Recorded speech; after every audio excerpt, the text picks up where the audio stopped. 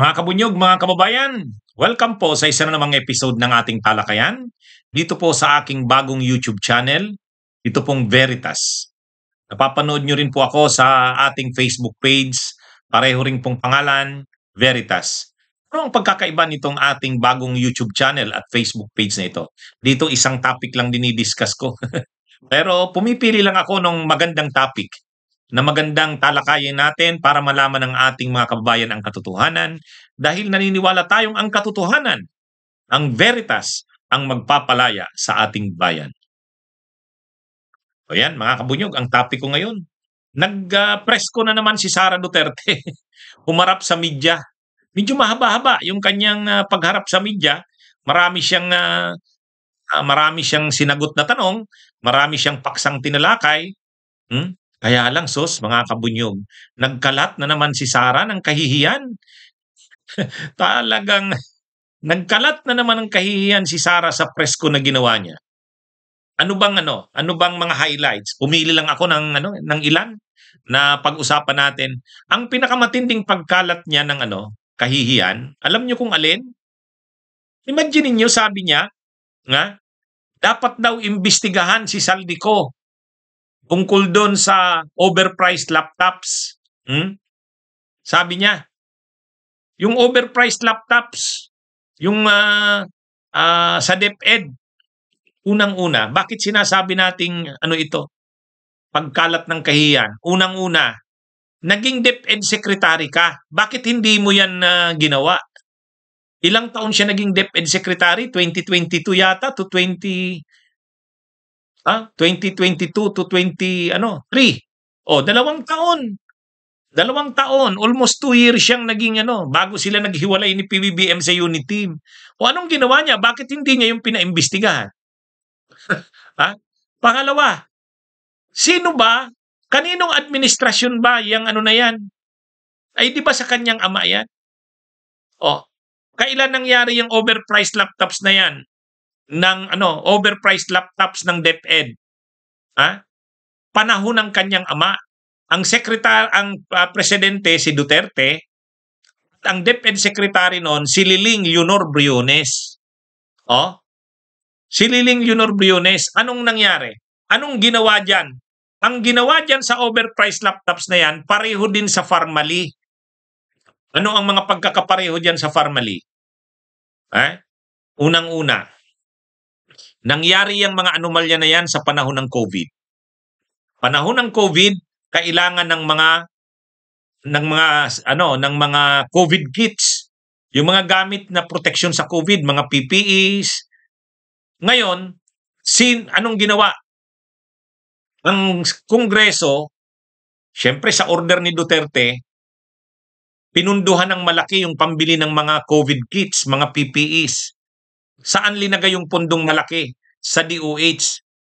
Anong ginawa ng DOH? Almost 42 billion transfer sa PSDBM. Yung PSDBM na ngayon ang naghanap ng mga magsusupply ng PPEs. Kanino binigay yon?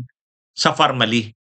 At ayon sa investigasyon, ito ay maanumalyang transaksyon. Kumita sila, siyempre kumita ang mga nasa gobyerno dyan. Si Duque nakasuhan dyan. Hindi lang kasi tinuro ni Duque si PBBM hindi tinuro. Pero alam nga namang magdidesisyon si Duque no na i-transfer yung pundo na yon na hindi alam ni Duterte. Ganyan din ang nangyari sa laptops ng DepEd. Ang ginawa naman, may pundo rin dahil ang mga teacher sa panahon ng COVID ay magkakandak ng mga online classes. So kailangan nila ng mga laptops. Kailangan ng maraming laptops. So binadgetan na naman. Galing sa utang, galing sa koleksyon ng buwis. 4.6 billion yata yun. Pambili ng bagong laptops. Anong ginawa? Transfer na naman yung pondo galing sa DepEd, transfer na naman sa PSDBM. Nakikita nyo na yung modus. Pagdating sa PSDBM, sila Lau na, yung tao ni Duterte, Lloyd Christopher Lau, ang naghanap ng supplier. At sino ang nakuhang supplier? Yung joint venture ng SunWest, Saldico. Yan. Sasabihin ni Sara, imbestigahan. Inimbestigahan na yan. At nalaman na diyan ang korupsyon, kaya nga may mga kaso na diyan eh. Sila Liling Briones may kaso na diyan. Kaya lang, ang dapat nakasuhan diyan si Duterte. Kasi siya yung order na yung pera na yun, i-transfer sa ganito, yun. Oh, hindi ba alam ni Sara Duterte yun? Ay, sus naman. Hindi niya ba alam na kagagawan niya ng administrasyon ng kanyang ama? Akala niya kasi dahil Saldico, ang korupsyon ni Saldico sa panahon lang ni Marcos. Hindi. Oh, sa panahon pa ng kanyang ama, sobrang corrupt na rin nila Saldico. Ang dami ng mga transaksyon na nakuha sa gobyerno ni Duterte. Kasama na yung overpriced laptops. Saan ka nakakita ang Sunwest contractor ng mga tulay, kalsada, public works, tapos nakakuha ng kontrata sa pagsusupply ng overpriced laptops? Oh. Sinong nagdesisyon noon? PSDBM, si Lloyd Christopher Lau na tao nila Bongo at Duterte. At kaninong administrasyon nangyaring lahat yan? Duterte. Itong si Sara Duterte, kakahiya ito. Hindi niya ba alam yan? Oh. At bakit hindi niya yan pinurso ang pagkaso niya nung panahong DepEd Secretary? Oh. Dapat sana dinamay niya na yung kanyang ama sa kaso na yan. Kasi lahat ng nangyaring yan sa mga panahon na yan, overpriced laptops, formally, nagagawan niya ng kanyang ama. Kaya yung kagagawa ng kanyang ama, hindi lang yung mga pagpatay sa war on drugs, malawakang korupsyon, lalo na sa panahon ng COVID. O ano pang isang kinalat ni kahihiyan ni ni Sara. Ang isa pang kahihiyan na sinabi ni Sara Duterte, daw, sabi ni Sara, ito daw, ano pa bang sinabi ni Sara Duterte? Marcos resign is a pointless call. Destabilization plot coming from admin. Ito daw mga nangyayaring itong destabilisasyon, ang may gawa din daw mismo nito, administrasyon. Susno. Paano naman nangyari?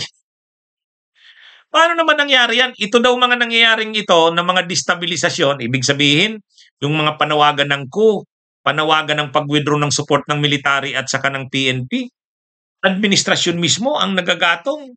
Parang ang gusto sigurong palabasin ni Sara, kakagawan niya ng administrasyon, parang gumagawa ng sitwasyon ang administrasyon para magkaroon ng basihan, mag-declare mag-martial law, para mag-perpetuate ng sarili nila sa poder. Mukhang hindi naman ganun. Ang layo naman. Ang layo naman. Yung mga kaguluhan noong September 21 sa Mindiola, sa Recto, kagagawan yon ng, ayon nga kila Isko Moreno at sa DILG, kagagawa ng mga politikong identified sa PDP. PDP laban. Paano mo naman, Sara, nasabi na yun, kagagawa ng administrasyon? Guguluhin ba ng administrasyon ang sarili niya? Masyado, no? Alam nyo, nakakahiya. Ang isa pang kahihiyan na sinabi ni Sara, hindi daw siya pumunta, yun daw, di ba sabi kasi ni Laila de Lima, dapat turuan ng leksyon ang Vice President. Kasi hindi pumunta sa Kamara para magpaliwanag ng budget nila. Kaya nga ang ginawa ng Kamara, hindi sinang-ayunan yung budget na tinaas, yung 903 million pesos na budget sa 2026. Instead, ang inaprubahan lang sa Kamara, yung kasalukuyang budget na 733 million, yun lang. Sabi ni Laila de Lima, para maturuan ng leksyon ang Vice President. Parang parang parent daw, parang magulang ang House of Representatives, ang Kamara, natuturoan yung leksyon yung anak na na parang pasaway, sutil, para matuto, bawasan ng baon. Ang sabi ni Sara Duterte, hindi naman magulang ang Kamara. Ang tawag nga sa mga kongresista, buwaya. Ang talagang ito talagang matindi itong nito ni Sara Duterte. Kung nasabi niya lang yan bago yung mga hearings ng Kamara tungkol sa budget niya, baka ginawa na lang 500 ang budget niya. Sige nga, hindi pa pasado ang budget, may BICAM pa. Baka pagdating sa BICAM, abuli ng mga kongresista doon, gawin na lang budget niya 500. Ha? Pag napikon sa kanya yung mga kongresista, baka ang gawing budget niya 500 million na lang or baka 400 million. Ewan ko lang kung kaya niya pa yan. Ay, itong si ano kasi, si ano, nagkalat na naman sa press con niya. Kung ano-anong mga sinasabi. Ah, anyway, oh, yan mga kabunyog ang ilan sa ano, ilan lang sa mga nakita natin na mga sinabi ni Sarah na parang ano nagkalat ng kahihiyan. Hmm. Okay, mga kabunyog, mga kababayan, magandang araw po sa inyong lahat. Lagi niyo pong panuorin itong ating Veritas.